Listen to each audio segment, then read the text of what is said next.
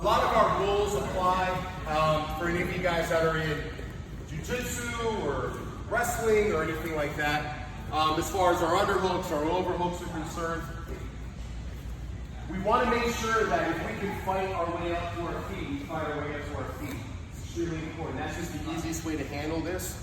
Last week, we showed you guys kind of an overhook that we can use as a wizard to start getting up to our side, make sure our hips aren't flat.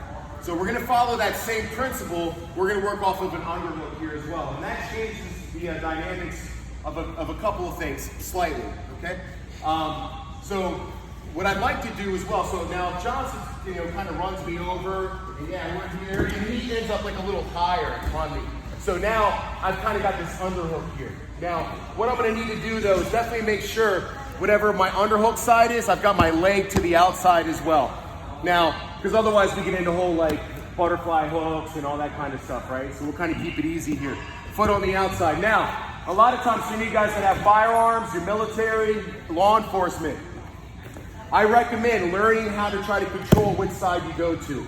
I always teach our guys in here, if you have a gun on a certain hip, that we play to that hip. So for example, I'm a right hand carry, so my right hip would be, where I'm kind of protecting here. So as I fall, I'm kind of falling almost on my gun, protecting that. Now, I use my underhook here, similar to kind of our wizard at first. Now, even if he's really trying to crowd me and get over top of me, I can use this to start getting underneath and start to control.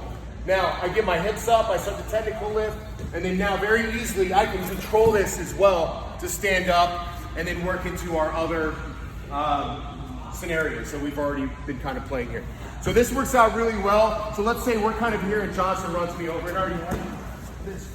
Now, immediately I'm still fighting my way backwards. I'm protecting my gun on this hip and I'm staying back and I'm using this underhook and technical lift and stand up. We can't hesitate. The second we hit, we have to use that. Now, the last little detail, as we start off this over and under, now Johnson starts to take me down. Remember, I'm on his side, I'm not flat. If I'm flat, he finishes.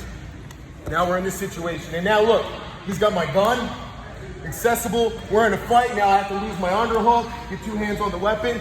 So rather than that, immediately we get to his side. Now, my foot goes to the mat, my bottom leg, I start to technical lift out. Now look, immediately I get higher, and now I pull down and get him lower. I start to control his posture. So this way, even if he's still driving into me, he just drives right into this control that we have here, okay? Pull down as we get higher. As long as we're to a side, we get to our side, we should be able to manage this position pretty easily here. We'll start off in over-unders. Our partner will take us down. Underhook side is the side that should be higher. Or if you have a weapon, keep that in mind. We'll come around and we'll help you out as far as that's concerned, okay?